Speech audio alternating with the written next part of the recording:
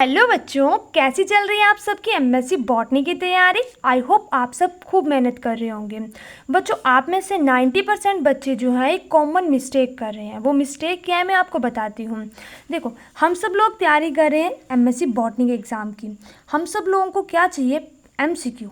सबसे ज़्यादा बच्चे जो डिमांड कर रहे हैं वो है एमसीक्यू, लेकिन उनका जो बेस है, जो बुक्स है, वो उसको बिल्कुल भी टच नहीं कर रहे हैं, जो कि आप लोगों की बहुत ज़्यादा गलती है। अगर आप लोग पीवाईक्यू लगा रहे हो, एमसीक्यू लगा रहे हो, अच्छी बात है, ठीक है। कोई भी एग्ज़ाम क्लियर करने के लिए पीवाईक्यू लगाना बहुत ज़्यादा ज़रूरी है, लेकिन याद रहे कि उससे भी ज़्यादा ज़रूरी आपके नोट्स हैं। जो भी आपने नोट्स बनाए हैं वो काफ़ी ज़्यादा इंपॉर्टेंट है। अभी तक के बुक्स में काफ़ी ज़्यादा क्वेश्चन होते हैं। एक बार अगर आप अपने नोट्स को फिर से रिवाइज़ कर लेते हैं तो बहुत सारे क्वेश्चन आपके दिमाग में आ जाएंगे, ठीक है। एक्टिव रिकॉल हो जाएगा आपको कि आपने क्या क्या पढ़ा है फर्स्ट, सेकंड और थर्ड ईयर में। तो क्या मैंने कहा कि आपको अपने नोट्स प्रिपेयर करने हैं। जो भी आपके नोट्स प्रिपेयर है पहले से, बस उसको रिवाइज़ करना है एक बारी, ठीक है। और पीवाईक्यू और एमसीक्यू भी लगाने हैं। तो अब आपके पास टाइम तो 10 दिन का है, तो मैं आपको बताऊंगी कि क्या आपकी स्ट्रैटेजी होनी चाहिए 10 दिन में, जिससे आप कम टाइम में काफ़ी ज़्यादा स्कोर कर सकें। तो हमारे पास पूरे 10 दिन बचे हैं, ठीक है। 1 जून से अगर हम लें, 10 जून को हमारा पेपर है, तो इसको हम कट कर देते हैं। 1 जून को सबसे पहले आपको पढ़नी है आपकी बायोडाइवर्सिटी। आपके पास जो भी बुक होगी, नोट्स हैं आपके, उसको पढ़ो। अब पढ़ने का तरीका क्या होगा, मैं आपको आपका टाइम टेबल बताती हूँ कि आपका टाइम टेबल कैसा होना चाहिए। आप सुबह जब भी उठते हैं, ठीक है, तो हम पहले लेते हैं मॉर्निंग, ठीक है, आफ्टरनून और एक आगे हमारा इवनिंग। 3 शिफ्ट में आपको पढ़ना है। मॉर्निंग में आपको आपकी पढ़नी है बेसिक बुक, ठीक है।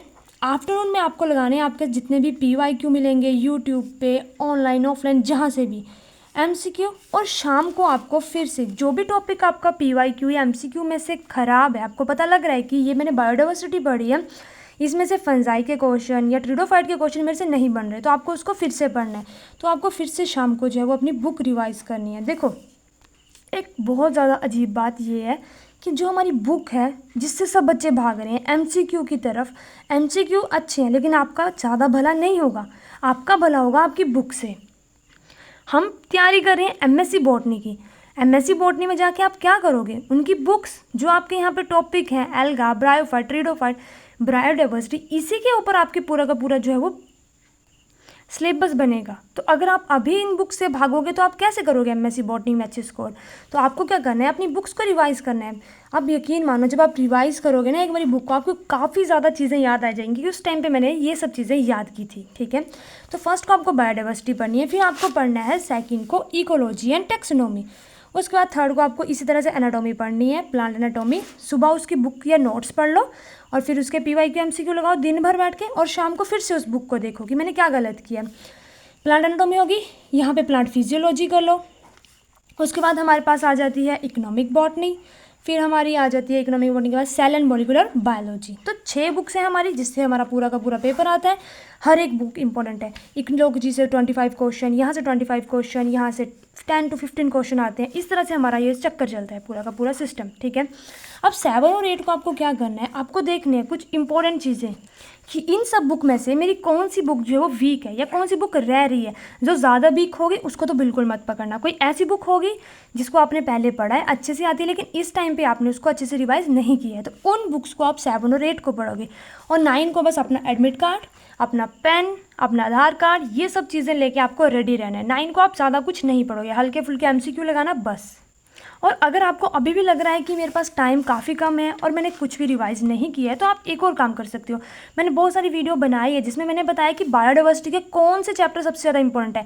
एल्गा में से पिगमेंटेशन और उसका रिजर्व फूड मटेरियल, क्लासिफिकेशन, ये तो बिल्कुल पढ़ के जानी है। ऐसी बहुत सारी वीडियो हैं, ठीक है, मैंने बनाई हुई, आप उनको भी देख सकते हैं। पहले उसको देख लो, आप सुबह या शाम को ही देख लो, और आपको पता लग जाएगा कि इन बुक्स में से ये टॉपिक से पक्का आ रहा है, ठीक है। ट्रिडोफाइट की स्टील को नहीं छोड़ के जाना है, साइफनो स्टील, पॉलीसेकेंडरी, ये जो स्टील है इसको बिल्कुल छोड़ के नहीं जाना। इन टॉपिक्स को पकड़ो, अच्छे से रिवाइज कर लो, और उसी के बेसिस पे एमसीक्यू और पीवाईक्यू लगाओ और उसके फिर रिवाइज करो।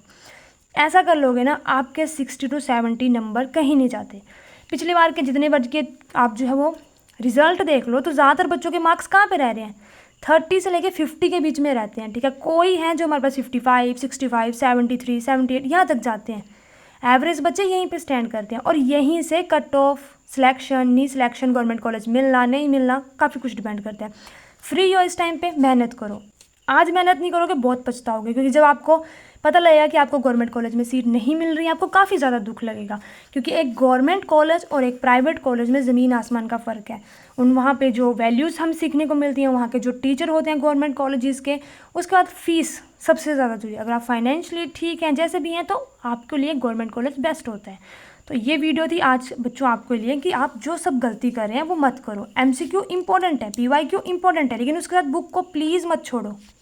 मैंने आपके सारे डाउट लिए, अगर फिर भी कोई कन्फ्यूज़न है या कोई प्रॉब्लम है तो आप प्लीज़ कमेंट सेक्शन में पूछ सकते हैं। Thank you.